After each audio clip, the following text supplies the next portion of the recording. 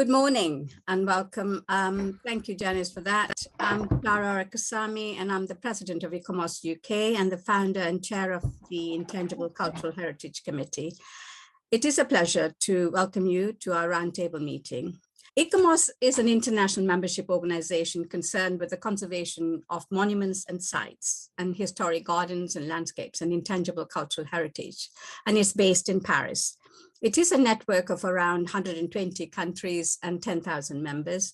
The membership is made up of a variety of disciplines, ranging from archaeology to architects to engineers to town planners to experts in cultural tourism, geographers, conservators, and so on. Basically, anyone who's engaged in the conservation of monuments, sites, and intangible culture. This mixed membership reflects the interdisciplinary approach that ICOMOS promotes. ICOMOS is one of the 3 international advisors on the management and conservation of World Heritage Sites, the other 2 being ICROM and IUCN. ICOMOS produces doctrines on conservation ethics and practice, which is internationally recognized and used as guidance by private and public sectors. These standards or good practice are produced by 28 dedicated scientific committees whose members represent many countries around the world. ICOMOS-UK is the national arm, that's us, of ICOMOS International, and we mirror many aspects of the parent body's structures, processes, and committees in Paris. We have 8 scientific committees operating in the UK, and the Intangible Committee is one of them. They are all run by paid-up members on a volunteer basis. We have a very tiny part-time staff resource and therefore rely heavily on our members' passion, dedication, and goodwill to promoting exemplar practices in cultural heritage conservation across the UK.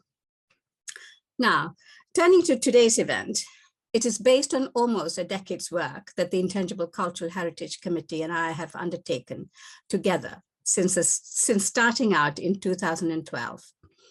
Although I became interested in the ICH and convention from 2007 onwards, it was not until 2012 when I decided to call an ICOMOS-UK roundtable to gauge awareness and understanding among bearer communities, civil society organizations, and the cultural sector, representing the 5 domains set out in the convention. Unlike today, I had only 15 people around the table at that time, and though many had not heard the term ICH nor about the convention, when explained they could relate to the concept through their own work they were undertaking at that time, namely oral history, storytelling, folklore, literature, carnivals and festivals, religious rituals, local heritage, or pride in place projects that the National Trust was engaged with, for example. Scotland was well away with an online wiki site, which was designed by Edinburgh Napier University to collect and store Scotland's ICH projects. The Welsh National Commission for UNESCO was undertaking an inventory, but due to lack of funding had to stall it. A few of the organizations who attended the first roundtable are present here today, and I'm sure they wouldn't mind me calling them out. They were Heritage Crafts Association, the Arts Council, and Museum of London. There was an overwhelming support for the setting up of a dedicated committee at that meeting and resulted in the launch of ICOMOS's Intangible Cultural Heritage Committee in November 2012. Since then, we've been working with bearer communities, cultural heritage sectors, civil society, local government, and funders in raising awareness about the intangible culture and the convention. We have had 3 critical events in the intervening years, all of which have acted as catalysts to stimulate progress in the various sectors. A seminal national conference in 2014 aimed at raising awareness about intangible culture. It facilitated a dialogue between the various stakeholders, including bearer communities, who up until then were working in silos. The event acted as a catalyst for many agencies to start exploring intangible values, and the communities were empowered to seek recognition of their cultural heritage expressed in stories, rituals, customs, and traditions. For example, the then Heritage Lottery Fund called a roundtable of its own and commissioned research into the topic, and has since gone on to create a community heritage funding stream, which funds ICH projects, though they don't call it as such. I'm sure Paul Mullen, one of the panelists for the afternoon, may be able to update on this. With development funding, support from the Arts Council England, supported by Michael Cook and Hedley Swain, both present here today, we took another innovative step and produced a pilot project exploring intangible cultural heritage in museum context between 2016 and 17. 4 museums in the Southeast region, Peterborough Museum and Art Gallery, Wealdon and Downland Living Museum, Hastings Museum and Art Gallery, and the Museum of Cambridge, bravely volunteered to take part. The local Barra communities, namely Peterborough's Muslim community, the Southdown Four Singers, Hastings Fisherman community, and supporters of Strawberry Festival in Cambridge and Whittlesea, were equal partners in this exploration of intangible culture. I'm pleased to say that all of the 4 museums, along with their respective Barra communities, are represented here. You can find the publication which documented the concepts, curatorial processes, and outcomes on our website. It has also attracted international attention. Our last event, a conference held in 2018, focused on the dissemination of the findings of the museum project and also explored benefits and disbenefits of signing up to the convention. The conference echoed many of the previous calls for ratification from various quarters and questions in Parliament from politicians seeking answers for the delay in ratification. We believe today's roundtable, designed to explore ratification and the obligations attached to it and resource implication should the UK decide to adopt the convention, seemed the next logical step to take. It is also the missing piece in the puzzle which will complete the information we need to understand the convention fully, and which we can share with Barra's professional communities and the government for them to use in their deliberations. To this end, we've invited UNESCO Secretariat to outline the processes, governance, and obligations for member states, and state representatives from 4 neighboring European states to present their approaches to ratification. Among other things, they will outline the mood of their public leading up to the ratification, implementation processes, including resource and management implications, and reflections post-ratification. In the afternoon, we have 6 panelists from the UK to provide their views on the mood among our own communities here, the barriers to adopting the convention, and based on the models presented in the morning, what might be an appropriate one for the UK, and the challenges that we are likely to face when we embark on the process. We also wish to know your views on the inventorying of ICH, a key obligation of the convention, and ask you to identify a model that might suit the UK in your breakout groups. We invited around 60 people from across the UK and tried to ensure that Barra's civil society, arts and heritage sectors, central government, devolved governments, and regions were represented among them. I think we've been lucky in securing that representation. I'm pleased to announce that the DCMS, along with devolved governments, are represented here today, and it is a first for us. As we have said all along, we plan to publish the outcomes and recommendations from this meeting and share them with you, the governments, and other stakeholders. It is important to note that the images and text and design in our documents sent to you have come from various sources and are all copyrighted. I'm not going to define ICH because the next speaker will be doing some of that, especially the concept of living heritage, which the convention is concerned with. However, I'd like to remind us that we live and breathe intangible cultural practices in the form of customs, beliefs, and traditions, crafts, knowledge, and skills, and culinary practices, for example, on a daily basis, from the time we get up to the time we go to bed. Much of the UK's heritage is in the form of ICH and is held and practiced by our communities in their homes, in public venues and spaces, and in the environment around them. It is the only heritage for many diaspora and migrant groups. They rely on it to maintain individual and community identities. We are also beginning to see the fusion of ICH from different communities, which shows that our intangible practices are evolving fast, right under our noses, and transmitted to the next generation. And there are others that are at risk of being lost forever. Living heritage practices help communities to mitigate climate change impact. and it can help the government with its levelling up agenda too by democratizing cultural heritage. But there are also downsides. Sadly, intangible culture is sometimes used to fuel culture wars and discrimination. Again, Suzanne, our keynote speaker, will pick up on this in her talk immediately after me. Finally, we must bear in mind that ratification cannot be the panacea for all the issues that have been identified in terms of safeguarding our intangible cultural heritage. And I hope you factor that into your discussion when you are in your breakout groups. I'd like to thank you all for taking time to be here today, and those of you who have traveled along with us for almost a decade, providing us with support and encouragement. Special thanks to our guest speakers for their generosity in sharing their experiences with us. My thanks to the committee members, especially Joe Buchanan, who has helped us coordinate this event, which was not an easy task, and Janice Cheddie, who's also been busy with her advice, technical support, and for creating a short video of some ICH images that we managed to obtain from various sources. And to our secretary staff for their technical support. Let us be focused and generate a few sound recommendations on a way forward on ratification and actions that ICOMOS committee could take next. Thank you. I'm now going to move on to introduce our keynote speaker. You will see from the program, which is a very comprehensive program, what we had decided was we won't introduce speakers because the biography of every speaker is in the program. But unfortunately, Tom Curtis was billed to do this session, has been called away.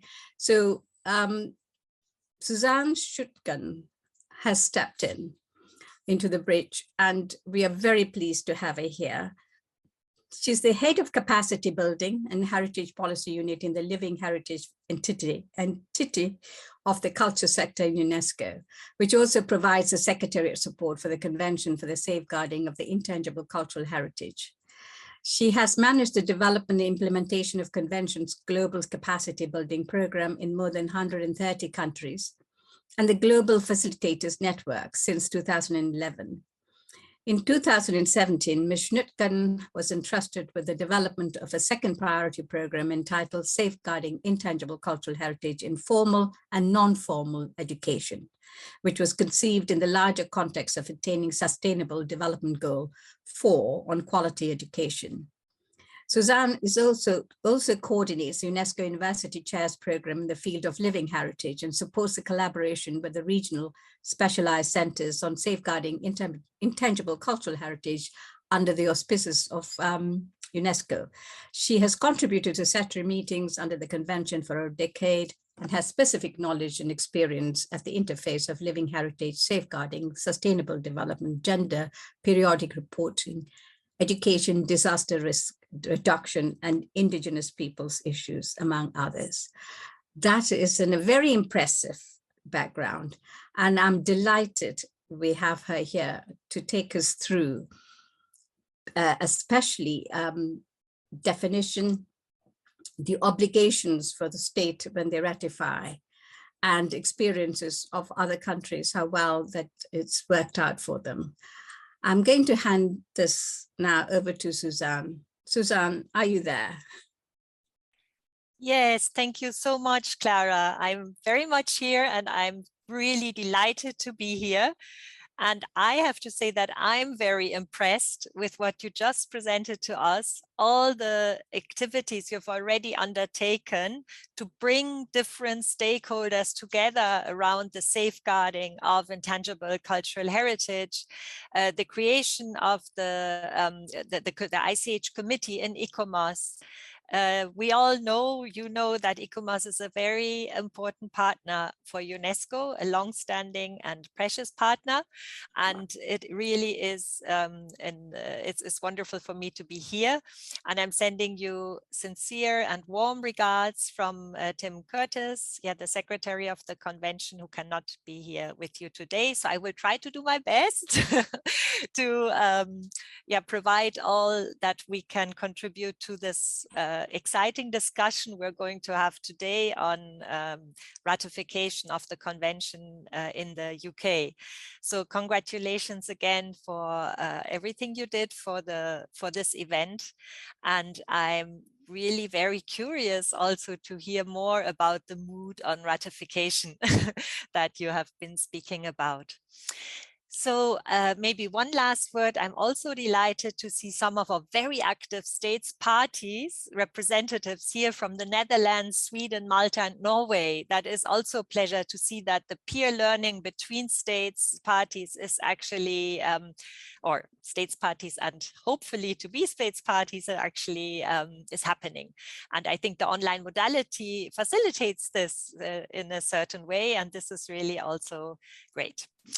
Let me now come to the actual presentation. So please, next slide, please, which is also, of course, on the 2003 convention and some key concepts and the obligations ratification. Next slide, please. So I chose this slide just to visualize for you that the Convention for the Safeguarding of the Intangible Cultural Heritage that is at the center of our discussion today is one of 6 international standard-setting instruments in the field of culture that for which UNESCO provides the Secretariat. And I think many of you, if I'm not mistaken, are quite familiar with the 1972 convention concerning the protection of the world cultural and natural heritage. And, you know, we sometimes call our convention, well, the safeguarding of the intangible cultural heritage, the younger sister, came much later. And we will speak a bit more about how and why. So please, next slide, please.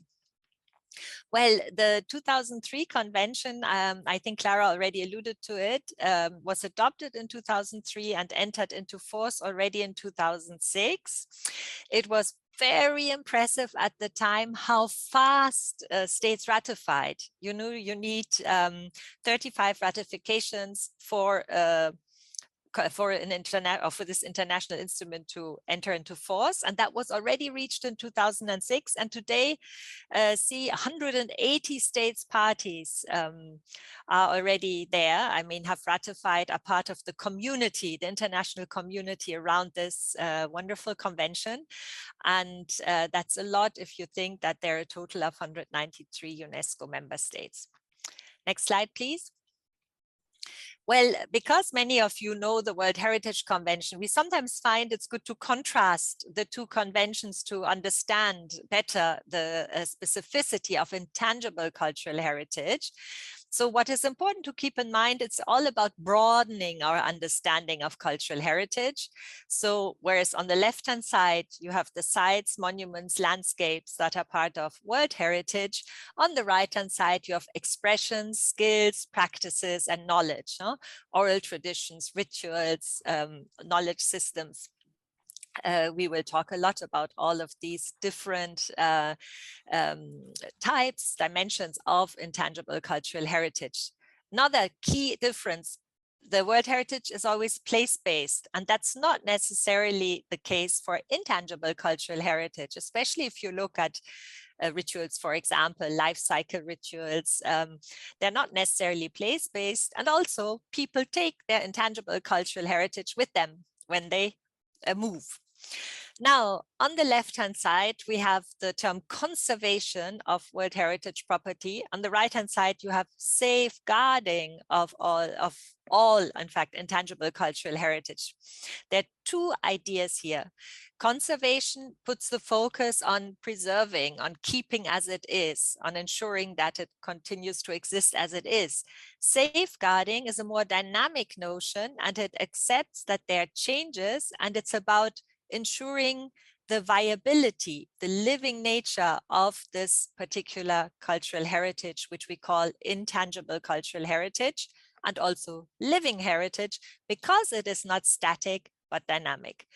You have on the left-hand side this notion of an outstanding universal value. So an expert committee actually defines whether heritage property deserves to be called World Heritage. So, and it's this outstanding universal value that actually is the criteria that is being applied. Now, with the intangible cultural heritage, I think I'm not telling you anything new, but it's important to emphasize it's the communities, the bearers are the experts. It's only them who can decide whether they attribute heritage value to their practices and rituals and knowledge systems. So it's a bit different perspective, you see, it's the community bearer perspective. Now, on the left-hand side, we have this notion of authenticity and integrity to help define value. Keep things as they are so that it's authentic. That's not the case in intangible cultural heritage. Intangible cultural heritage is, as Clara said, it's about things of our daily life. It's not about the beautiful, the best, the chic. It's about the living, the meaningful, the things that are meaningful and give us identity. Next slide, please. Now, I just wanted to recall the objectives of the convention. Well, the overall objective, you see the safeguarding of intangible cultural heritage, ensuring the viability, ensuring that it continues to exist. Very important, ensure respect for the intangible cultural heritage of communities, groups, and individuals concerned. This is very important because even as we will see later within a country, there's a great diversity of intangible cultural heritage, and the convention can play a great role in ensuring and supporting respect for it.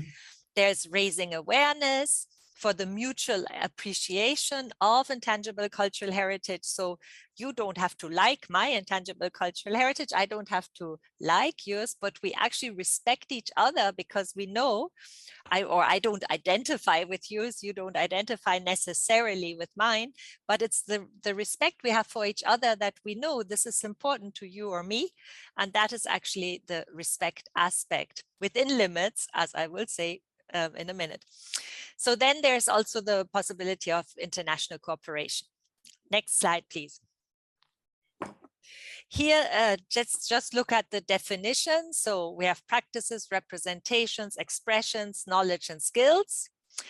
These are the positives, I would say, that communities, groups, and in some cases individuals recognize as part of their cultural heritage. So here's just one picture, and there's no big thinking behind choosing this picture apart from the fact that it's nice and colorful.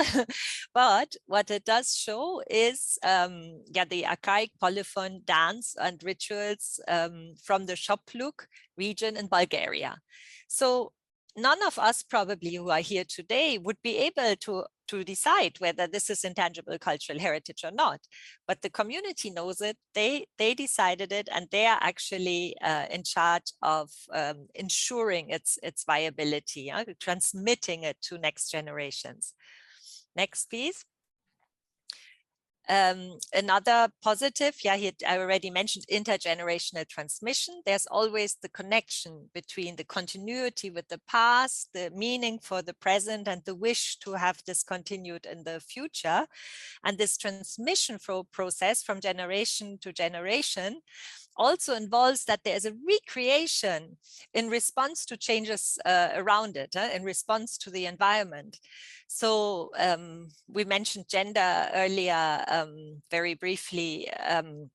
For example, if the gender norms in a society change, it may happen that an intangible cultural heritage practice that had segregated gender before, that people decide, hey, this is no longer what we want.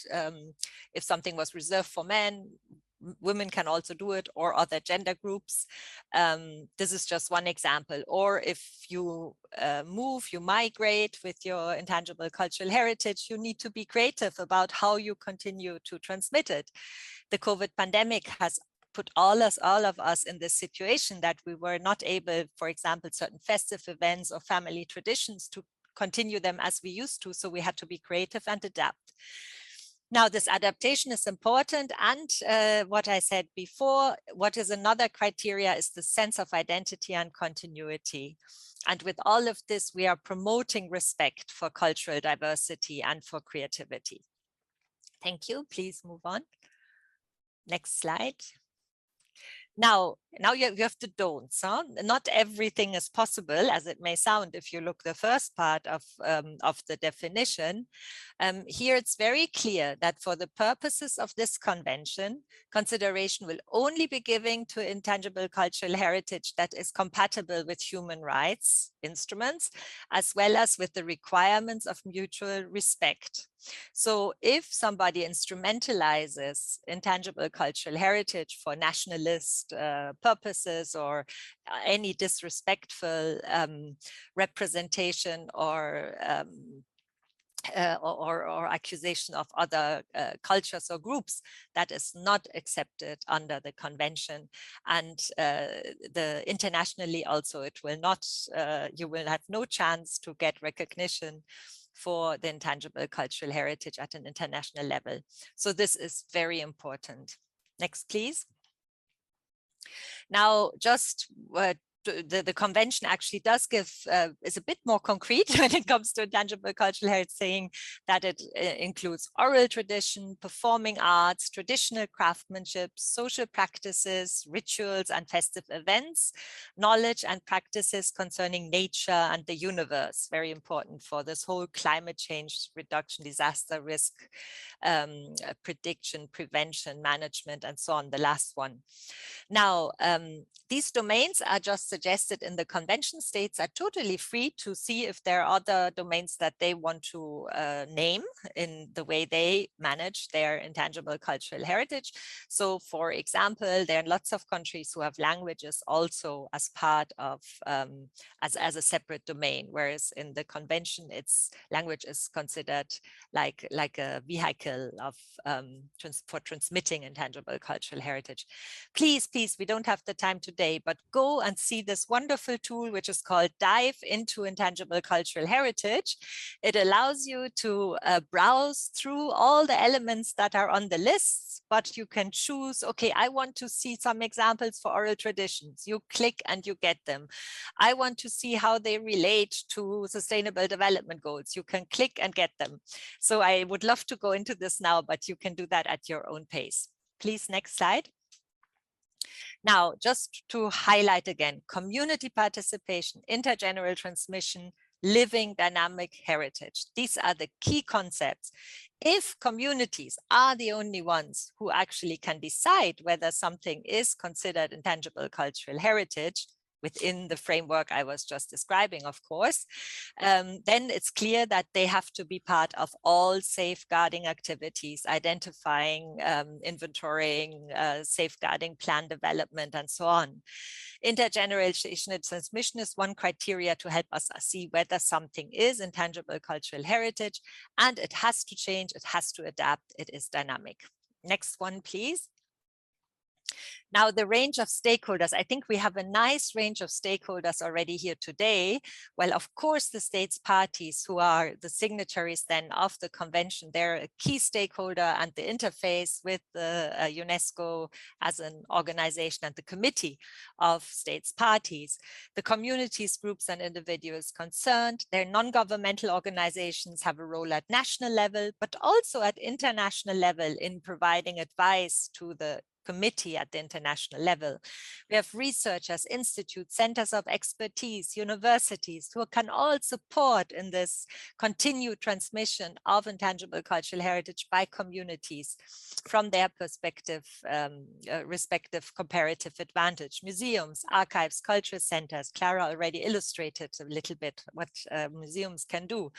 And schools and non-formal education. I don't know if we will have time to discuss this today, but in fact, schools provide an important space for intangible cultural heritage transmission and learning with intangible cultural heritage. Think of storytelling, how that also can improve language skills. Think of, I don't know, traditional games who can enrich sports lessons. Think of crafts who may have interesting things to include in chemistry or in physics, etc. Please continue. Now, the obligations, that's what's important for your process here. There are very few obligations. That's actually quite surprising when you look at the convention first. A lot of it is encouragement and giving a lot of ideas of what can be done. So the first one, what is very important, take the necessary measures to ensure the safeguarding of ICH present in the territory of a country. So you see, it's not about the heritage of a country, it's about the heritage present in a country. So that encompasses all the diversity of living heritage that exists at a country level. So the ownership is really with the bearers and not with the state or with the region. That's important to keep in mind. Identify and define intangible cultural heritage with the participation of communities and relevant non-governmental organizations. So this whole idea of inventorying, we're going to talk about a lot more. It's also mentioned in Article 12 of the Convention. Article 15 is the one that speaks particularly about a community involvement, if you're interested to read that up. Then there is another, of course, there is the obligation to give money to the Intangible Cultural Heritage Fund and also to report about the implementation of the convention. And we just had a reform of this reporting mechanism, and you will be really happy to hear that currently all the European states parties are preparing their reports, and next year you will find at the committee the results of that. So that's of course a great learning tool also for all of us in understanding how to implement the convention in Europe. What are the strengths, the challenges, where can one learn from one another, etc. Next, please. Doesn't want to come. The next slide. Yeah. So this is just a visualization again at the national level, the role of the states parties, creating the legal and administrative environment, raising awareness, identifying and inventorying, and then ensuring safeguarding of ICH in the territory. That's the national level. Yes, please continue. Now, community-based inventorying, I think I've already spoken to it maybe enough. Just quickly have a look here. Community consent is required. For nominations, there's free, prior, and informed consent required. You have community involvement as a must. That's in the articles. Inclusive inventorying. Inventory should really make sure that it's inclusive of the diversity of intangible cultural heritage present in the territory of a country. Next, please. So then you have the international mechanisms. I talked about the national mechanism so far. At the international level, you have two different lists. So one is the representative list, which is actually the list where you can also see the healthy intangible cultural heritage that has no particular problems, that is still being transmitted, can go, and it helps to raise awareness, to illustrate what intangible cultural heritage means. You have a second list, which is the list of intangible cultural heritage in need of urgent safeguarding. So this is about threatened intangible cultural heritage. You may be interested to hear that the second one so far has been much less popular. So for the representative list, the first, we have 492 elements inscribed from 128 countries, whereas for the urgent safeguarding list, we only have 67 elements from 35 countries. And that is probably because states like to show also what works well, you know, to see, to share with the world what is happening in positive terms in their countries. And the urgent safeguarding list, you have to kind of admit that, yeah, there is things not going on very well, which is a great opportunity, but there is sometimes a bit of a hesitation to do that. Then there is the Register of Good Safeguarding Practices. I recommend you to have a look because you're all very active in safeguarding intangible cultural heritage. So these are good safeguarding practices, 25 so far in there. And international assistance is the mechanism specifically interesting for countries which do not have many means. Next, please. Now, the benefits, you know, people ask, why should I actually, or should my country ratify the convention? Well, it is actually a wonderful tool to raise awareness and sustain cultural diversity, raise awareness and give a bit more, make it more concrete to the people in a country, what the cultural diversity actually is that one can see. It gives a very solid framework to identify and inventory and safeguard the intangible cultural heritage. It is a tool to mobilize the communities and actors, and also see in how far can these practices help us to support other objectives of sustainable development in terms of social cohesion, mutual understanding, maybe climate change management, and so on. It's an opportunity for intergenerational learning, bringing different generations together. It can make an interesting contributions in innovating education. And it also allows you, of course, through this networking then to have access to different tools, facilitators through the sharing process, including, of course, to the UNESCO tools. But let's go to the international level. Next slide, please. There is, of course, this whole opportunity of participating in a global debate on intangible cultural heritage. This is really insightful to also understand other states from another perspective, from the angle of their intangible cultural heritage. You can participate in the governance at the international level of the convention through the Committee of States Parties, through the General Assembly, through the international cooperation mechanisms such as the lists, the register, the international assistance. So you can cooperate regionally and internationally through the periodic reporting, which actually is based, and this is quite fascinating, it's based on an overall results framework that was recently developed for the convention to help us monitor the implementation. There are indicators against which one then reports. There's sharing of expertise, experience, nominating elements. Thank you. Next, please. So this is very pragmatic. There is this model instrument of ratification. So this is what has to be filled in by the government eventually, and it's sent to the Director General of UNESCO, usually signed by a head of states, head of government, or Minister of Foreign Affairs. And then the state becomes state party 3 months after the acceptance of the instrument. Next, please.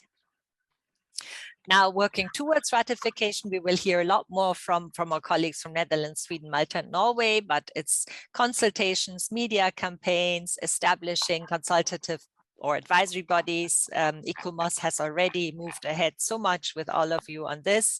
Legal review, revision, cabinet and parliamentary approval, and then signature. Next slide, please. Now, from UNESCO side, we have 2 major funding priorities, 2 big global programs. One is the Living Heritage and Capacity Building. The other is Living Heritage and Education. The capacity building is already involving 130 countries. It's helping countries to understand the mechanisms better, to how to develop safeguarding plans, how to conduct community-based inventories. There's a wealth of materials available online. There's a group of facilitators from all parts of the world who you can contact if you want help. And it's really a very dynamic program. Now, the Living Heritage and Education is more recent, and it is about looking how can education actually support the safeguarding of intangible cultural heritage, because you will be interested to hear in the convention, the safeguarding in formal and non-formal education is part of the safeguarding measures mentioned in Article 2 of the convention. So there is a real mandate for countries to work in this direction. One more, please. So my question to you is, how would you implement the convention in the UK? And how about inventories that we have heard a bit more about? So I hope we can have a bit of a conversation around these questions, but feel free to ask me also any other questions that you may have. Thank you very much. Thank you, Suzanne. That was a very compact and simple to understand presentation, because lots of us it's new to us. We're trying to move forward now. We understand intangible culture. There's one last thing before we move on I would like to ask you to clarify. Often, living heritage is something that is being practiced and passed on, and it evolves and revitalized and so on. Whereas some of us here would like to revive old cultures that have died out, festival or a particular event we want to revive. Is there a difference between the living heritage and something like the Bear Festival? It was something that had disappeared, lay dormant for a long time, and then now it has 20,000 followers who celebrate it every year. It's a huge festival. Yeah. Well, theoretically, yes, it can be revived, but one would have to somehow show the connection with the past. So that's difficult for me to say what that might be, but there's always a connection with the past. So it's not like just everything goes, oh, I think that was an interesting practice, let's revive it. I mean, you then need to also have a community that has some connection with this practice, and then the interest to continue it. So I think one would have to look on a case-by-case basis, and it's very much also how the community then defines this continuity with the past, Yes, and the meaning for the presence and the wish to continue to transmit it to the future. Yeah, but I think maybe at the present, the way the convention is written and worked out, it may be not the case that these are not part of the living heritage, but nonetheless, they are intangible values that the community wants to practice. Just because it's died out for a while, it doesn't mean it's not their intangible culture in that part of the world, for example. Yes, I think you're right. And maybe one has to look also over time in the future, what happens in maybe 10 years from now. And if you see that it actually continues to be, maybe also changes the perspective and brings out more strongly the connection with the past. But you're right. It's definitely the value that people give to it is important. Okay. More than whether it then exactly corresponds to the definition. Wonderful. Thank you. Let's now move on to the next session. And thank you, Suzanne, for a very interesting presentation. And I think there's a lot of interest in this. And we will obviously come back to you at another time too. My pleasure. Thank you for listening. Not at all. I'm now going to hand it on to Finbar Willie, who would be chairing the next session with the presentations from the 4 states in Europe. Over to you, Finbar. Thank you, Clara. I'm taking the baton. Let me just briefly go off script to on behalf of the committee. I'm vice chair of the Intangible Heritage Committee. I want to go off script and thank you, Clara, for the powerful work you've done over many years. For your dynamism and your commitment, you are a powerhouse, and we just want to say thank you for it. So I've got the unenviable task of trying to keep us all to time over the next hour and a bit. Our session is running until about 12:15. We've got 4 amazing speakers, representatives from countries that have ratified the convention. And I think I've had the benefit of having a sneak preview, and it's very interesting indeed. So I'll stop talking and really pass it on very quickly. Riet de Leeuw is the former Senior Policy Advisor, Heritage and Arts Department in the Dutch Ministry of Education, Culture and Science. Riet, I would like to quickly pass it over to you, and then we'll get going. My name is Riet de Leeuw. As you mentioned, I'm a former policy advisor in the Ministry of Education, Culture and Science in the Netherlands, and I'm very glad to be able to contribute to your very interesting discussions about ratification. And as a former employee of the Ministry of Education and Culture, I'm going to speak from the perspective of the ministry. And we only ratified in the Netherlands in 2012. You could say relatively late. And we did that as the Kingdom of the Netherlands. That's important because we asked our Dutch Caribbean islands whether they were interested to join us in ratification, and they were. And for us, this is very important because the living heritage on the Caribbean islands, it's really living heritage. It's really very important for their identity, etc. So we were very glad that they were able to join us. Initially, the Netherlands was very critical to the 2003 convention. That is to say that there was much confusion about the concepts and the terminology of the convention. And Suzanne already told us about these concepts and also the confusion in the Netherlands about 1972, the World Heritage Convention and the ICH Convention. So there were many questions about what does it mean, intangible heritage? What is safeguarding?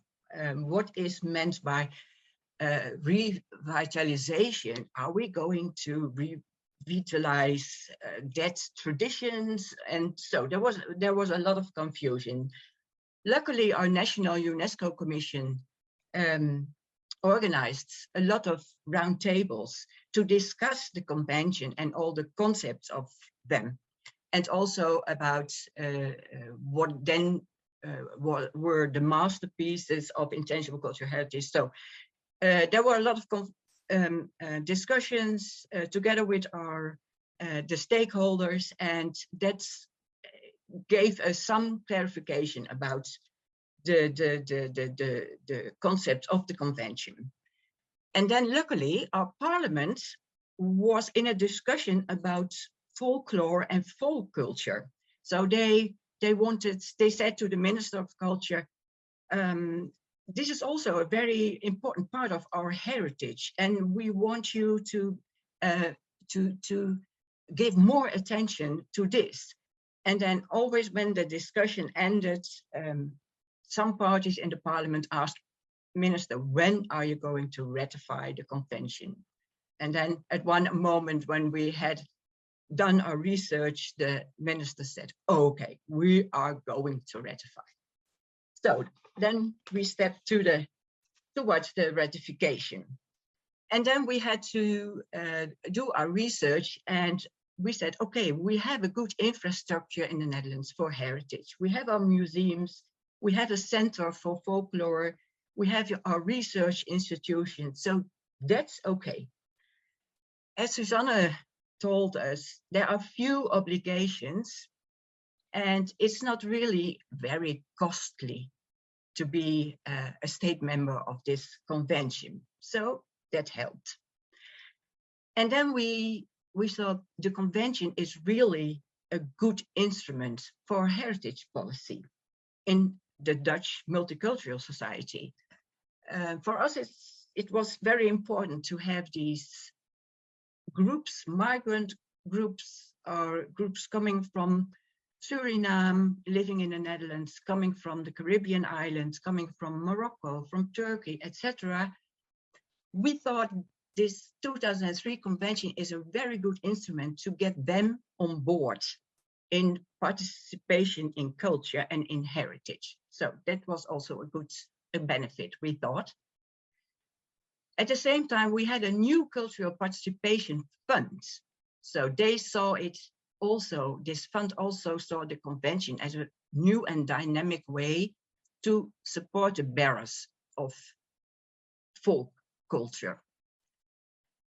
And also our international cooperation with Africa, with Asia, South America, the Caribbean, to support safeguarding ICH was also for us, we saw that as a as a great benefit of ratification of the convention, an instrument to get in touch with each other. So we concluded this is really added value, and then we ratified. Next slide, please. Oh yes, I would love to show you and to talk about some of our traditions and elements on the national inventory in the Netherlands. But I'm afraid there's not so much time to do this. But you see at the top of this slide, you see the Corso culture, these big floats of with colorful flowers in spring and in autumn in the Netherlands. And they are part of the agenda of the committee meeting in December. And luckily this Corso culture, we submitted it for the representative list, and they have now a positive advice by the evaluation body. So we are hoping that it will get inscribed in December. But you also see, of course, our skating traditions are on the national inventory, very beautiful crafts, Surinamese traditions, etc. Next slide, please.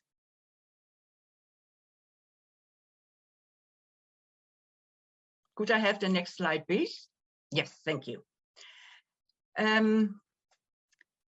As I told you, the convention is really a good instrument, a policy instrument for safeguarding ICH on the national and the international level. And when we ratified, we immediately had a competent body, the Dutch Center for Intangible Cultural Heritage. They are they are the coordinator of our inventory, and they have as their task to work on safeguarding ICH and to work on public awareness raising of ICH. And they have an important research and development department. So they are a kind of the spider in the web of the coordination of the implementation in the Netherlands. And we started right away when we ratified with our inventory making. And for the Netherlands, it's very important to have this inventory as a bottom-up procedure. So it's the communities which are playing the leading role. They can register their ICH. And that is a kind of a procedure. They can register into the network. That is the first step. And when they are eager to really safeguard their ICH, they have to make a safeguarding plan, and then they can enter the inventory. And then the next step, they can enter the register of good safeguarding practices. For instance, we have the craft of the miller inscribed on the representative list, and all the stakeholders around this craft of the miller, all the communities of the craft of the miller, they are now as a good example of good safeguarding practices. For us, this inventory making, it's not about making a list or making, for us, it's more important to see this as, and to have a procedure which reflects this as a dynamic inventory, to make ICH visible, to talk about safeguarding, to have a cooperation between the communities, between NGOs, etc., to really have the involvement in the inventory. And the inventory is a good way to have that. And our Dutch Center for Intangible Heritage, they organize ICH days with all the communities together, just to share knowledge and to share their experience of safeguarding. So next year, we will have 200 elements in our Dutch inventory. So that's yeah, that's good, and it reflects the work the Dutch Center for Intangible Heritage has done. Can I have the next slide, please? And also our international approach, that was good to think about. When we ratified the convention, we saw that it as a good instrument for international policy. What Suzanne already said, it's so good to have an international debate about and to have a network of the state parties and also on the regional level to talk with each other and to exchange knowledge about ICH and safeguarding. And that is not only the member states and the NGOs, of course, but also we see that also the communities are going to work more and more in an international way. When I see what our Miller societies are doing now, they have created really a global network now, and that has started after the inscription on the representative list. So we have Millers from Egypt, from Canada, from the UK. They are playing a very important role in this international network. And they are exchanging everything they know and they experience with the craft of the miller, with keeping on going in the mill, etc. So this is very important, we think. It's really a result of ratification and of going into these international mechanisms. But at first we were not running to have our ICH on whatever list in the convention. We thought it's very important that in a global world, it's important to have this capacity building, that every country knows about the convention, about ICH and the safeguarding.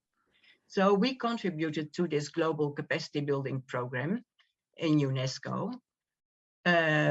We also said the ICH in formal and non-formal education, also very important. And of course, we know that the UK education culture is for you also very important. So we are trying to get ICH into the curriculum. ICH and emergencies, also a very important theme in UNESCO, also for our Caribbean islands, which are suffering every year from hurricanes, from flooding, etc. So to see what ICH could contribute to this theme is also very important. Could I have the next slide, please?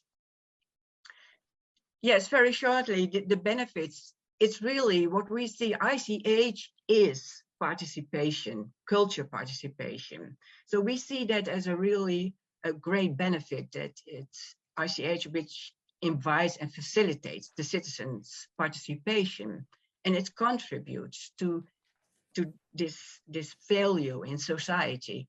We're also trying and working on the ratification of the Faro Convention, the European Convention. So that is a great working together, I think. Also our intersectoral policy, the networks with different domains, the working together with different ministries about ICH and the safeguarding of ICH, very important. And there's a lot more work to be done on that level. Our international cooperation, I told you about this, the exchange of all kinds of methods and research results. And I think, and I heard Clara telling us that also, that the convention really broadens the international discourse around the definition and meaning of cultural heritage. I think it contributed in the perspective on heritage, also the intangible heritage as a more dynamic thing than only monuments and sites, but it has to do with ICH. And then I think the last slide, please. Yes. And of course, there are still a lot of challenges we have to cope with. We have as we call it, ICH in motion. We have our big debates every year in society about Black Pete in the Sinterklaas festival, and it's about racism, it's about anti-racism, it's about Black Lives Matter. So it has broadened, of course. It's much more broad than only as an element of intangible cultural heritage. But then you see that it can really be a very important theme in society. We have our discussions about animal welfare and ICH, fires and pollution, etc. So our Dutch Center for Intangible Heritage, they are organizing roundtables to have a dialogue on these difficult issues. Our inventory, we have work to do to have it more culturally diverse in the broader sense of the word. Monitoring of results of the convention, monitoring of communities and ICH groups. We have to map it in a better way, I think. And the periodic reporting is, then you know what you have to do and what you don't know. And still we have to work on this awareness raising of the importance of ICH. We are not finished with that, far from it. So yes, the implementation of the convention in and outside the culture sector is a lot of work to be done, but it is great to work on it. And well, I hope to be able maybe to get a bit further into the discussions this afternoon.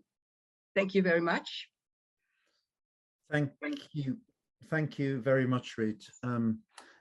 Fascinating, lots and lots of things. I was taking notes. I'm sure everyone has there'll be lots of questions this afternoon as well. I think I'll pass this on quickly to Annika Norström, Senior Advisor at the Institute for Language and Folklore, and she leads the work on ICH Convention in Sweden.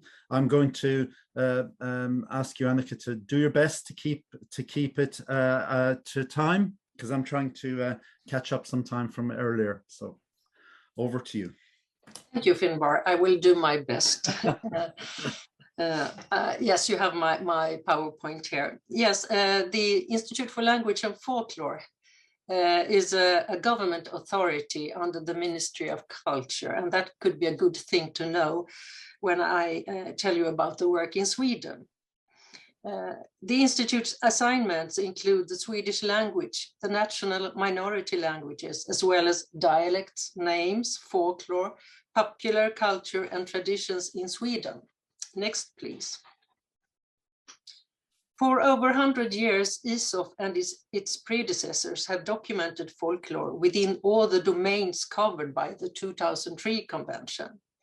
Our archives contain major collections on ICH in Sweden. The initiative to approach the 2003 convention came from the government.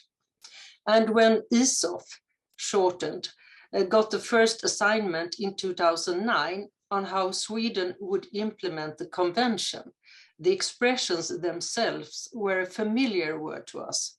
The new thing was that the convention was not only about documenting, researching, and disseminating knowledge, but also about keeping cultural heritage alive. Next, please. In Sweden, there was also some hesitation before ratifying, mostly because of the challenges that exist in relation to the lists that can give value to certain things rather than others and lead to hierarchization. We have also discussed questions related to how to protect what is alive and changing and the risk of cementation. However, when ISOF got the first assignment, the question was how to implement the convention, not if we should ratify. It was the importance and possibilities of international cooperation that had decided the issue for Sweden.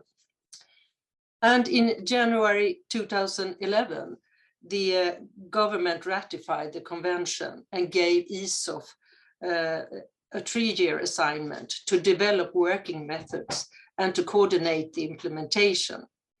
And our work has continued after that. The work was and is carried out in collaboration with other relevant stakeholders, which represented research, education, cultural heritage institutions, and above all, non-profit organizations and practitioners, for instance, from the national minorities. Together, we worked out some starting point. Next, please. First, we built on what we had and did not start any new authorities or the like for the work. Second, in our reports, it was underlined that Sweden should not prioritize nominations to the international lists. Instead, it was important to lift the concept of ICH and work to make visible a variety of cultural heritage. This could, for example, be done by the national inventory. We saw it as a tool which highlights the convention's objectives and opens opportunities for diversity and greater participation. Third, we also created forms of cooperation that would ensure broad participation from civil society and other actors identified by the convention. And as you see, we also had some other starting points. You can see some of them here below, but I think I will go to the next, please. I want you to see our forms for cooperation. It includes a central coordinating authority and 4 so-called expert nodes for different areas of the ICH, and 1 expert node for the Sami cultural heritage.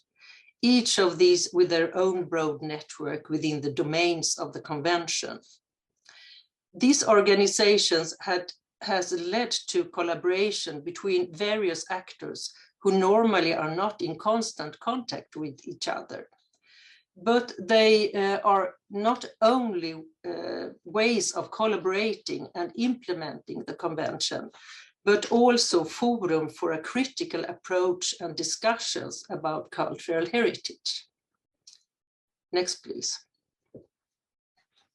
Our first assignment from the government was also to make a division of responsibilities. And here you can see the Swedish way of funding the work. Here you can see,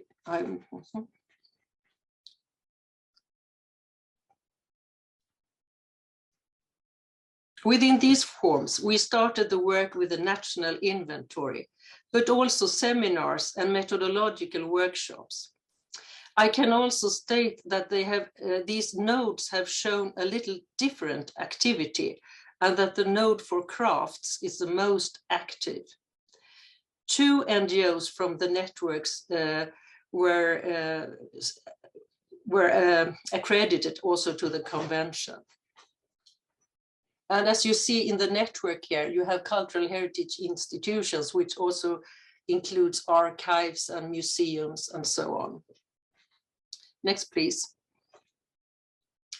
In 2016, we got a new assignment from the government to describe the national work on the convention as a basis for the government cultural heritage bill. And in 2017, the Swedish parliament passed the bill. Next, please. With the bill, the Swedish government made the cultural heritage sphere a separate policy field. And 1 article is devoted to the 2003 convention, where the government stressed some important issues, for example, the focus upon civil society and their practitioners. There is still no listing, but the importance of the register of good safeguarding practices is highlighted. Next, please. We have still our focus upon the national inventory under the name Levande Traditioner or Living Tradition, which ISOF is responsible for. All 5 domains are applicable. And we also have methodological examples of good safeguarding practices. Next, please. Now I will go rather fast through some pictures from our inventory, but you can go back then and look at our web page and see it more. The inventory includes between 60 and 70 elements from different parts of the country. You can also find shorter versions of most of the elements in English. And we have tried to make the headings easy to understand, and one element can be under several headings. Next, please. There are widespread traditions and knowledge, but also elements which are only practiced by a small group of people. There are still just examples of ICH in Sweden. Then the inventory is a living document. Next, please. The examples include traditions that are parts of the ICH in Sweden, both Lucia celebration and dancing around the midsummer pool with a long continuity back in time, as well as festivals and rituals that have come here with new sweets, such as Vasilika, celebrated by the Roma people who came to Sweden from Balkan in the 1990s. Next, please.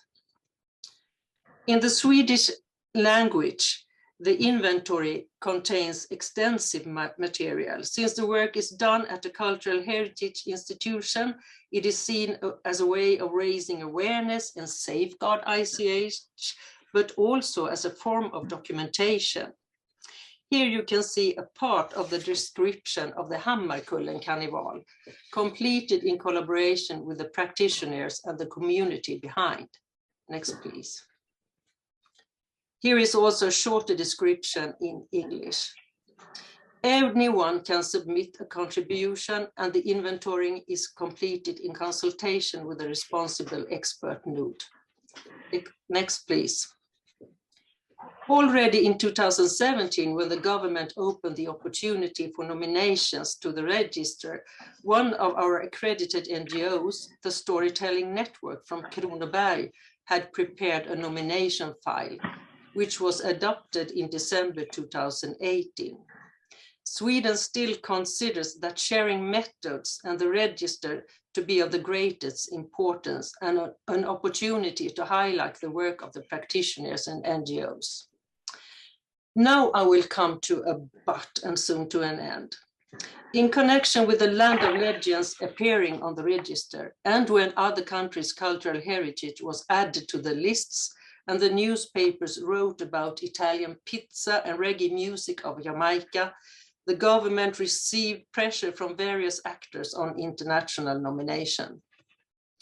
And in the Nordic and later also the Baltic countries, there were a lot of NGOs working together, for example, within the fields of music and crafts.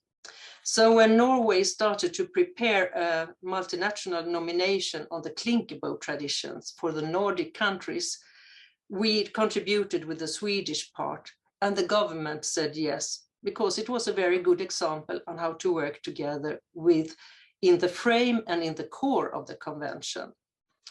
Next, please. And then we got a new assignment to produce a proposal for a nomination process, which we did. Next, please.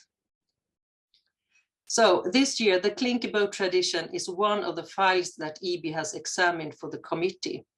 And earlier this year, everyone in Sweden was welcome to leave proposal for coming nominations based on the national inventory and the importance of commitment among practitioners and other stakeholders. Next, please. The convention has given us new connection for both national and international global cooperation. And we have just written our periodic report together with our expert notes and other countries in our region. To speak with Reed, we also see a lot of challenges, but also a lot of opportunities within this convention. And this was a short summary. Thank you. Thank you for telling me that as well. I was just about to thank you. I'll do it again. Thank you for that. That's what's really interesting. There's lots and lots of, it's also sparking lots of really interesting discussions in the chat. So I think it tells us it sets the tone for a lot of discussions later. Our next speaker is Melanie Charter Harrington, Intangible Cultural Heritage Officer, Cultural Directorate, Ministry for National Heritage, Arts and Local Government, Malta. Hello, so from Malta. I wish to discuss Malta's ratification of the UNESCO Convention. So the government of Malta officially ratified the convention in 2017 upon agreement from the Maltese Parliament. It has been both for the benefits of Malta and also in view of its interests and to adhere to the spirit of its membership of the European Union, which we had officially joined in 2004.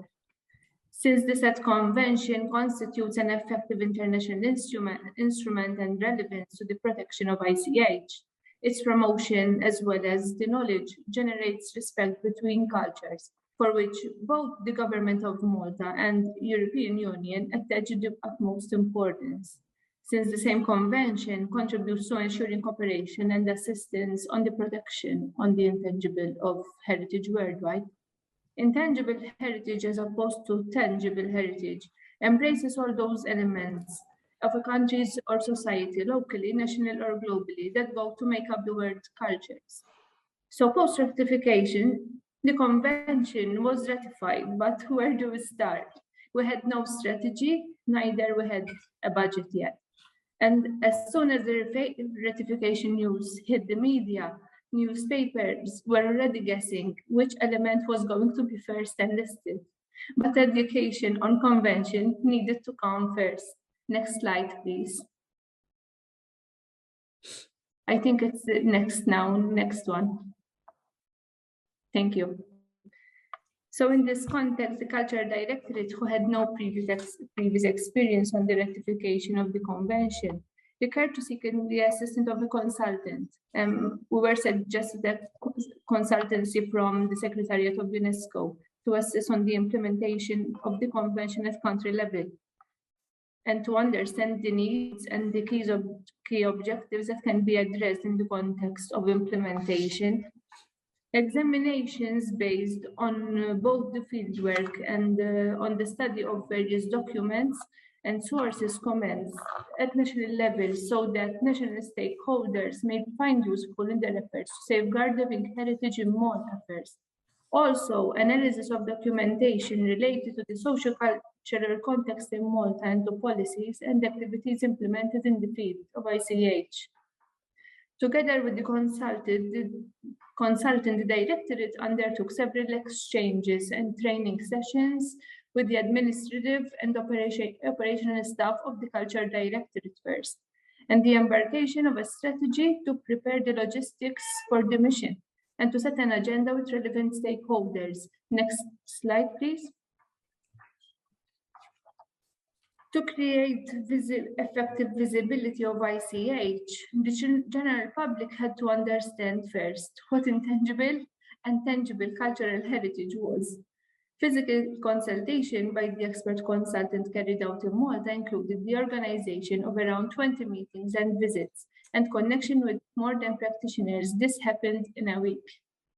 We were impressed by how reachable everyone was, from the highest authorities in society to the minorities in the communities. We were quite accepted and respected with what we were promoting. One must keep in mind the size and population of Malta were quite small, with a total of less than 450,000 people. That's it. Next slide, please. Then came the training sessions, working sessions and training on different aspects of the convention were organized with the Cultural Directorate staff, who has today developed the International Office for the ICH in Malta, and public meetings to introduce the convention to cultural stakeholders and general public were organized, including decision makers, researchers, and ICH practitioners. A conference for the general public and stakeholders was organized to allow the participants for a direct exchange with the experts to express their thoughts about the convention. We also started to collect a database of practitioners, documentation of ideas and suggestions, as well as active element bearers who had already shown interest in safeguarding the tradition or their practice at national level. Next slide, please. We had to recur to various appearances on national television as well. Interviews related to intangible cultural heritage to create visibility, raise awareness on the objectives and implementation of the convention. A website and social media platform are also created. It's very important to bridge the communication with the practitioners and the interested community members and the stakeholders. Next slide, please. To better understand the current ICH and previous safeguarding experiences, we had to search if there were any legislations on safeguarding. Was safeguarding ICH already being protected by legal measures? Were there any policies which mention ICH apart from the tangible cultural heritage? And we didn't really find much. Previous laws and constitutions stated, for example, the state shall promote the development of culture and scientific research, shall safeguard the landscape and the historical and artistic patrimony of the nation, or also the state shall provide for the protection and development of artisan trades, but no direct reference to the other elements in the other domains. The only intangible as well, we found, for example, stated intangible cultural assets comprising art traditions, etc., to be protected, but no really direct policy on ICH. So new cultural policy was imminent, since here the text did not include the importance of conceiving heritage as part of the social structures in which communities recreate practices and knowledge to respond to concrete functions and social needs. Next slide, please. Therefore, the ICH policy, based on the provisions of the convention, was drafted and is now being implemented as a sub-policy in the National Cultural Policy, which was launched this year, in 2021. It specifically implies the need for the identification and documentation of the traditional ways of doing things before the transfer of knowledge to younger generations is discontinued. Policies also suggest that sustainable intangible cultural heritage management is dependent on communities embracing the value of such heritage. To succeed, the communities must take the lead and fully comprehend the responsibility to preserve the knowledge gained from past generations and transmit them to future ones. This can only be achieved by active citizenship. Local councils and regional councils should be on the vanguard to empower these communities to take pride of their traditions, activities, and practices, which of course characterize their locality and way of life. Malta has also recognized the importance of establishing consultative mechanisms to coordinate activities aimed at implementing the convention, and to ensure that communities, groups, and individuals who wish to safeguard their ICH can be consulted and assisted where needed by the government agencies and other stakeholders. The minister responsible for culture in Malta has nominated a national board to assist in implementing the convention. This is made up of a group of experts, cultural representatives, as well as representatives from the general public and also from the communities of the bearers and practitioners. This board plays an important role in strategy building and because it examines the national inventory nominations, the initiative supporting ICH, and further after the examination of any nomination files for enlisting to UNESCO. Various subcommittees through time are also formed so that we can widen our expertise on the elements through consultation and to create a balanced representation of expertise and feedback from communities and practitioners directly. Next slide, please. Some difficulties we experienced. The difficulty we experienced in the outreach program was how to encourage a practitioner identify himself. ICH unofficially being practiced in every corner of the island, but not being particularly documented and recognized as ICH. Practices have been running in families for ages, and due to some halt of intergeneration learning practices might have been lost without any documentation. So an outreach plan was designed with the help of anthropology students, including several meetings with civil society. The outreach program also meets practitioners who are very organized, but still not specifically intended to safeguard ICH, but still are preserving and transmitting, mostly on a voluntary basis, sharing the know-how related, for example, music, festive events, and craftsmanship. They are also achieving important archive initiatives, raising awareness and documenting living heritage by publishing periodical magazines. During the visit, stakeholders underlined the importance of cooperation activities of the band clubs with neighboring states and transnational networks of Maltese population living abroad who are coming back to Malta to participate in the festivities.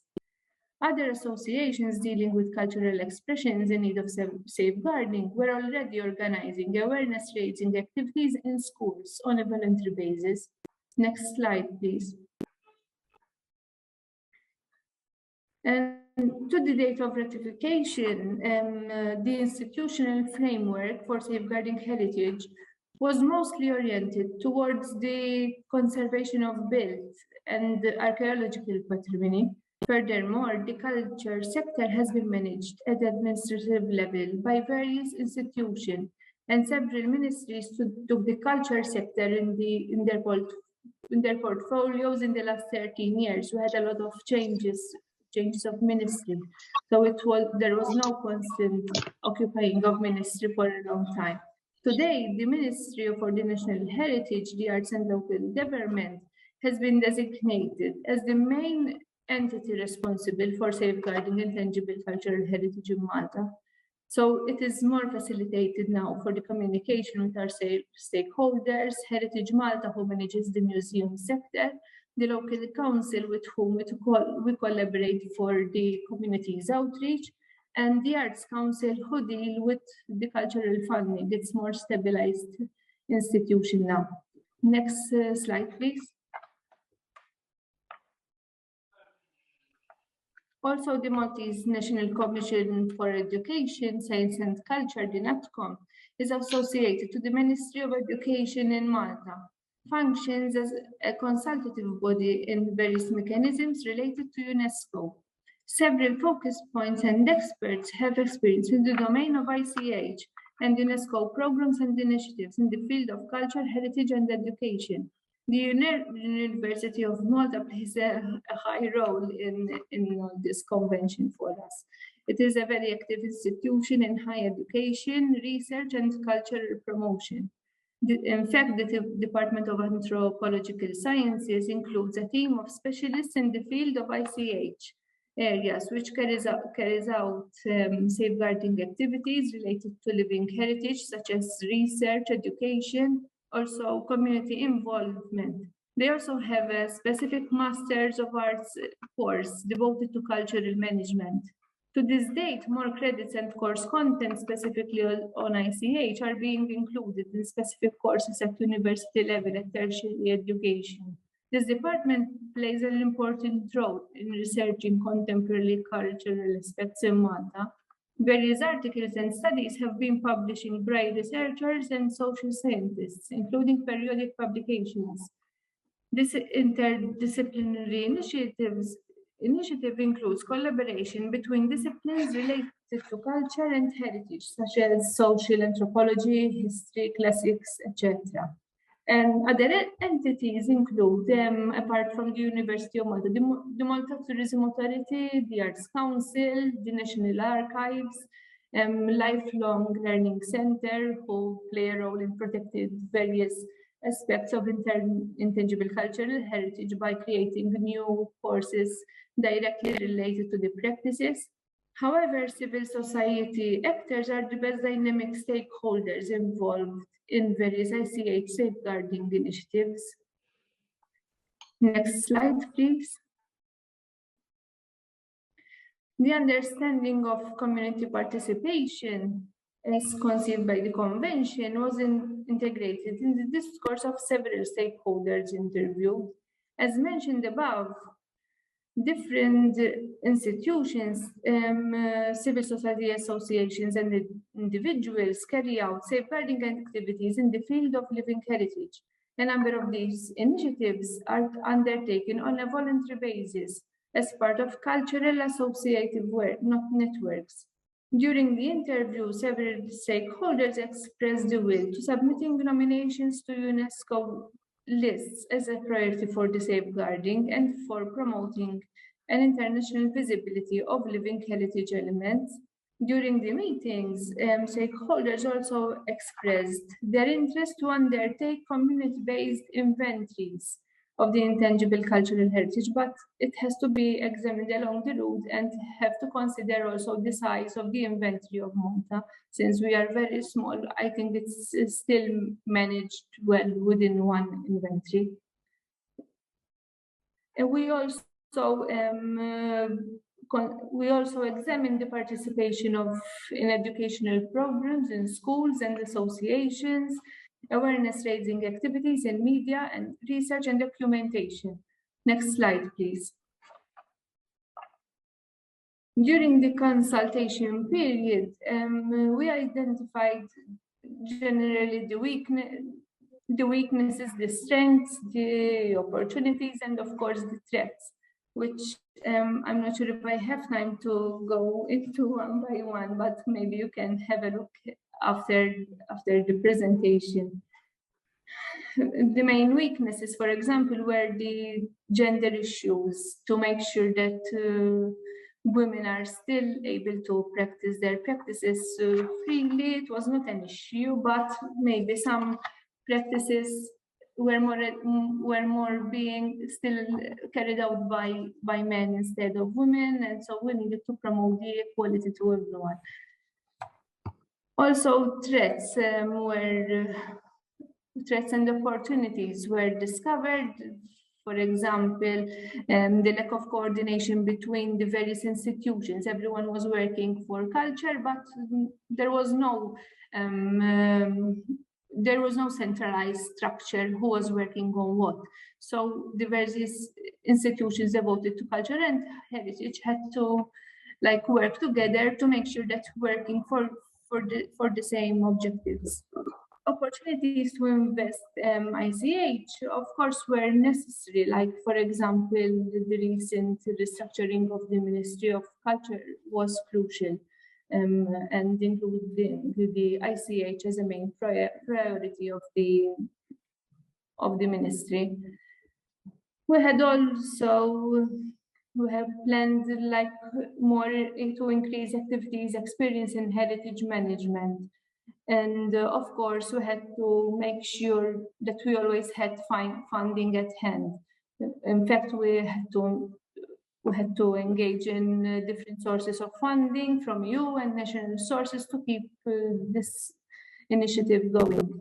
Since this study, ICH office in Malta has treated this study as a way forward, and most of the outcomes here listed are being successfully treated. Next slide, please. I think we can go to the next one. ICH Malta today encourages the communities, entities, and individuals to support elevating the national inventory mostly by nominating through a guided process, and offers assistance to the community with any intangible cultural heritage elements which should be safeguarded It also accepts elements in the national inventory to be nominated for inclusion in the UNESCO international lists. But our main priority is the national inventory and community outreach and safeguarding our heritage at national level first. Next slide, please. So currently, Malta has one element enlisted on the representative list of UNESCO, which was enlisted last December, which is Fira, a flattened sourdough bread. And we have another 2 ongoing nominations. We have been forward to UNESCO for possible enlisting on the lists. One will be decided this December, which is Ana, a traditional folk singing. And another one is the Maltese Village Festa. Furthermore, 12 intangible cultural heritage elements are enlisted on the national inventory lists, and we have another 9 elements on initial expression of interest stage. You ask, why do you have like two different lists? This is because we have like 2 examination periods. First, at the initial expression of interest stage, we make sure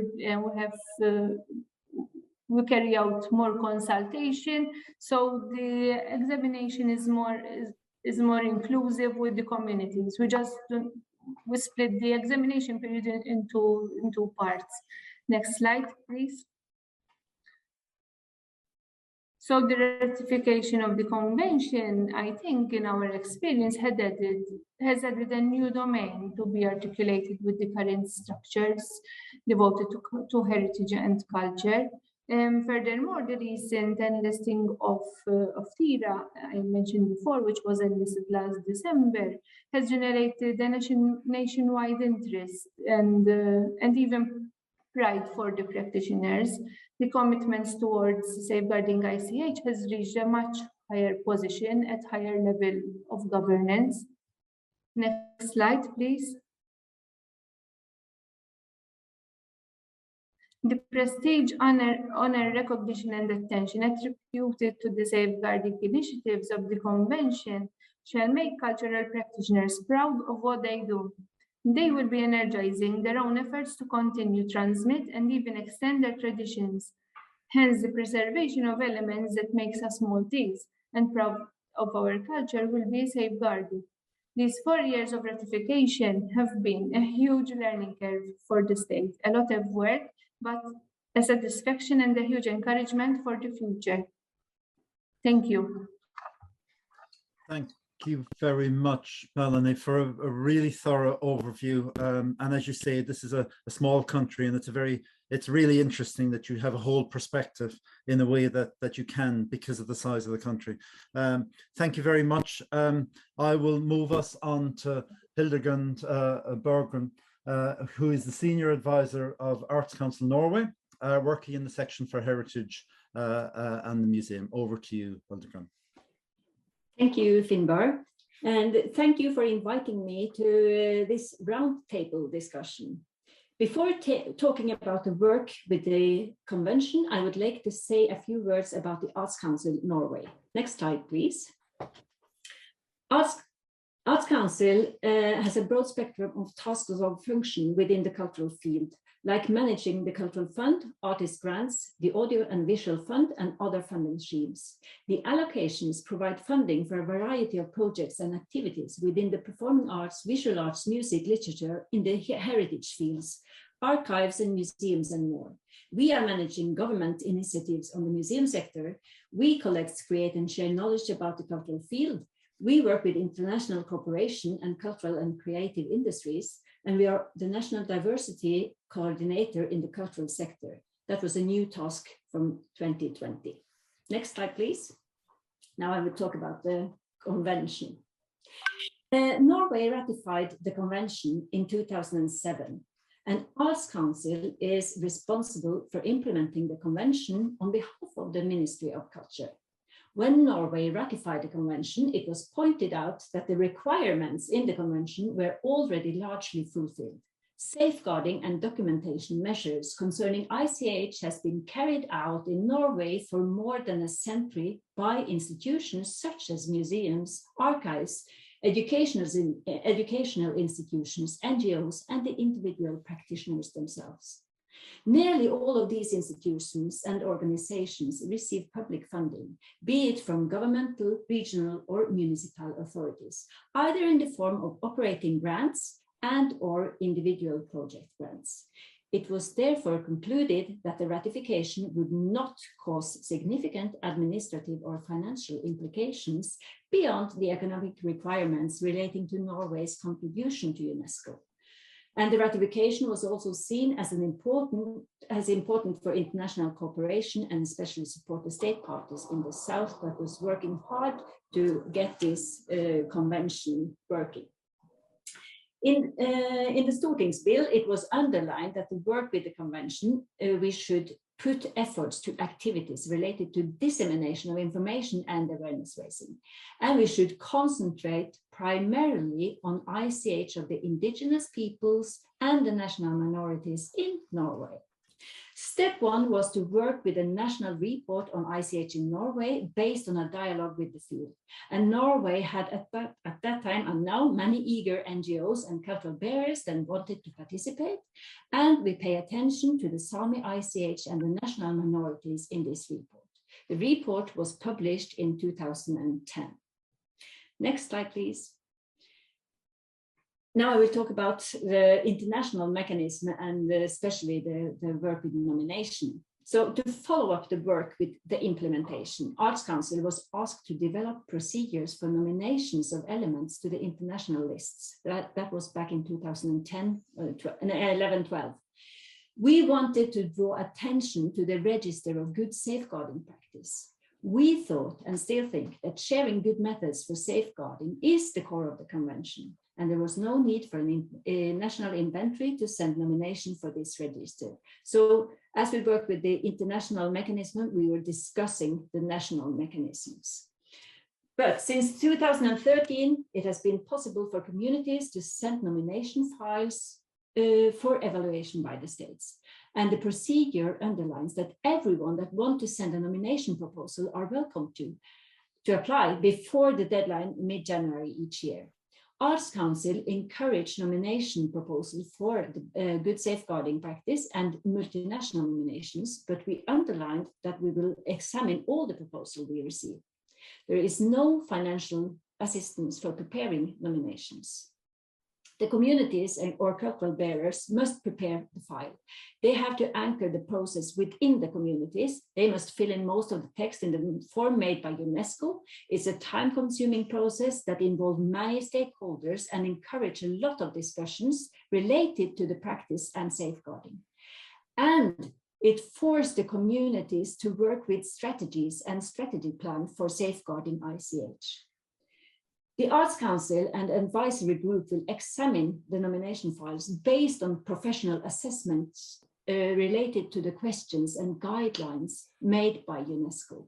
If the nomination proposal is approved, it will be sent to the Minister of Culture that decide if Norway are going to promote the nomination for UNESCO. The Arts Council will then go more directly into the process of helping out completing the proposal. Since 2016, Norway has sent 4 nominations to UNESCO. So it was 10 years after the ratification in Norway. So the discussion has been going on for these 10 years. 2 elements are inscribed on the good safeguarding practice from Norway and 1 on the representative list. 2 national inscriptions and hopefully 2 multinational inscriptions. There is 1 to be inscribed hopefully to be inscribed in 2021 on the representative list. Communities that are eager to work with the nomination ask for meeting and ask for advice, and we give advice on the process and how to work, and we know so we know if communities want to work with a nomination, and we also inform about the procedures, of course. There are several actors that wish to nominate elements to the list and to the register.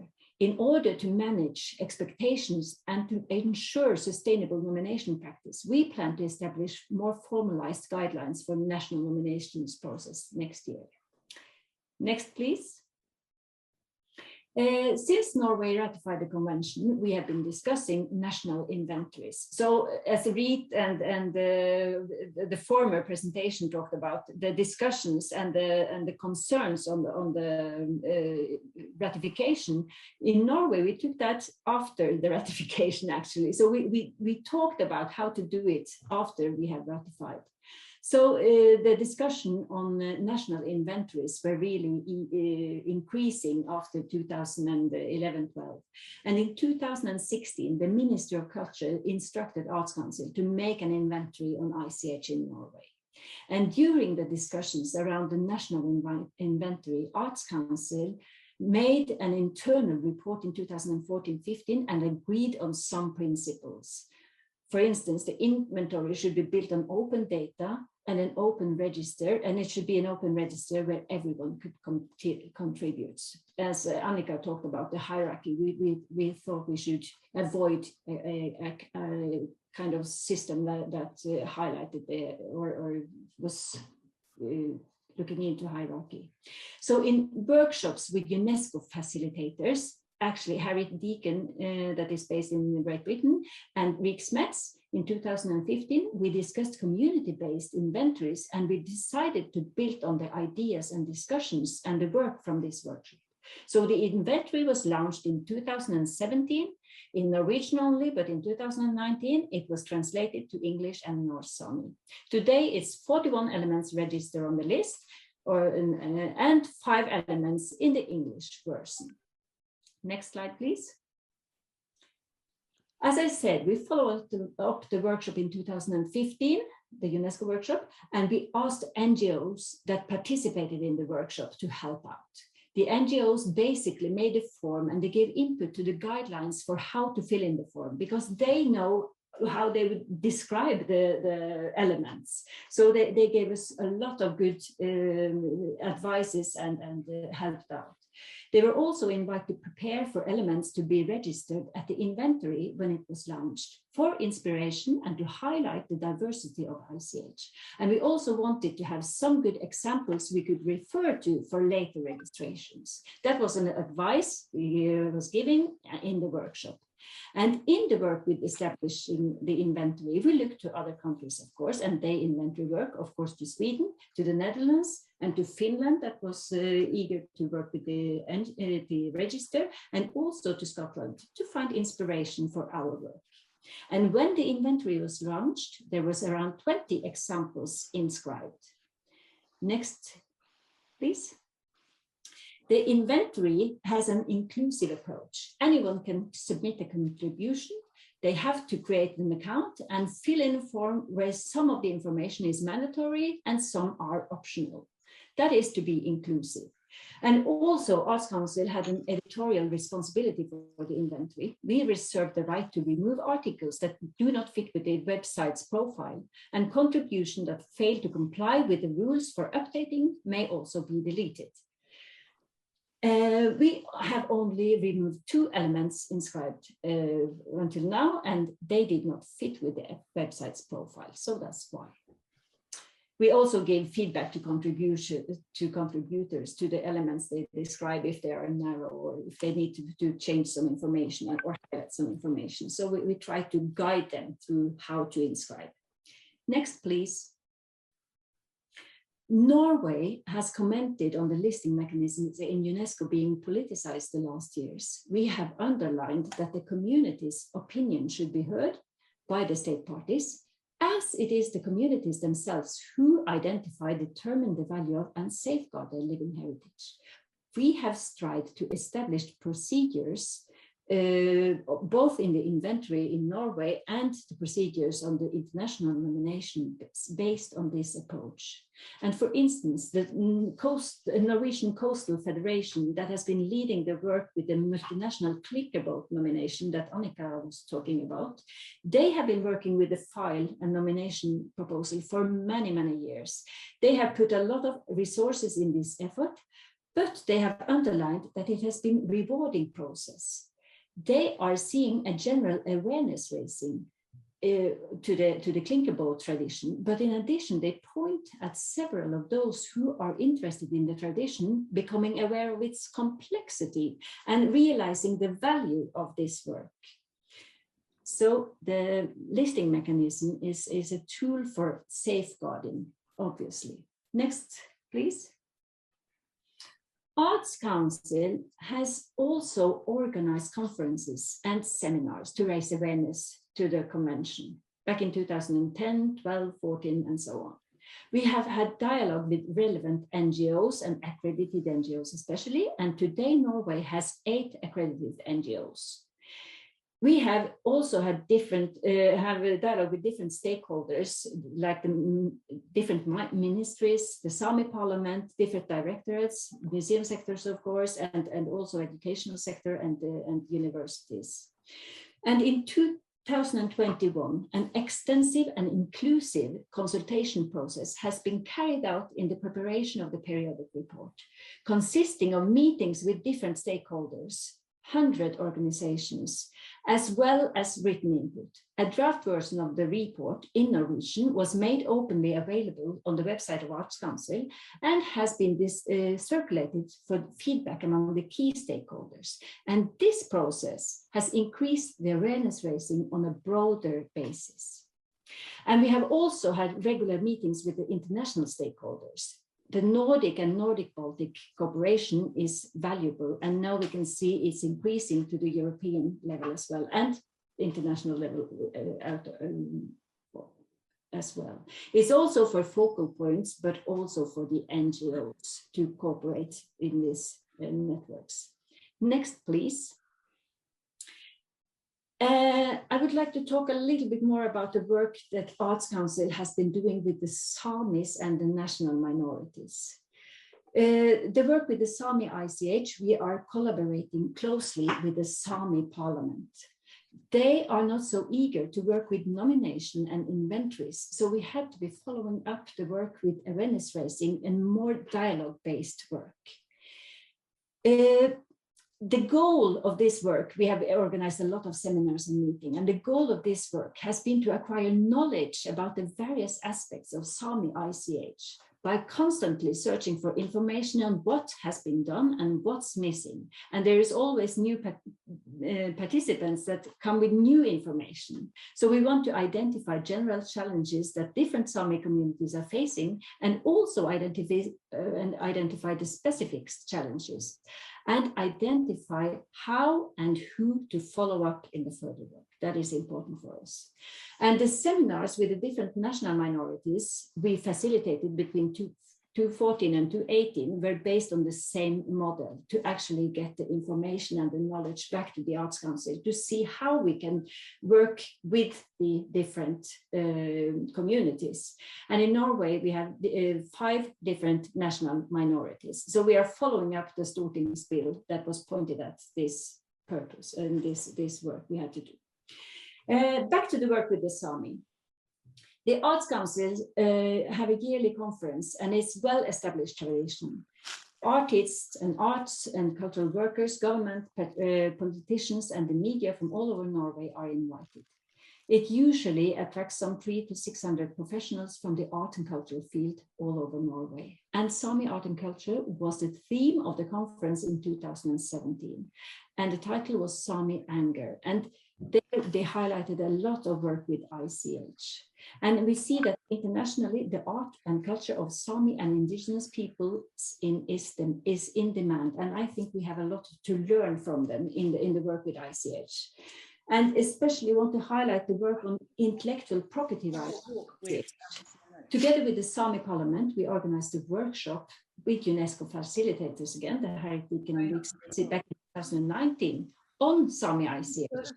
And in this workshop, we discussed issues that was relevant and raised by the Sami communities themselves. We talked about commercialization, we talked about revitalization, we talked about intellectual property rights, etc. It's written a report on this workshop. And Finland hosted a webinar some weeks ago on IP and ICH. They have been following up and worked a lot with IP questions and related to culture. So they follow up the discussions from the workshop back in and this is a Nordic issue. Last slide, please.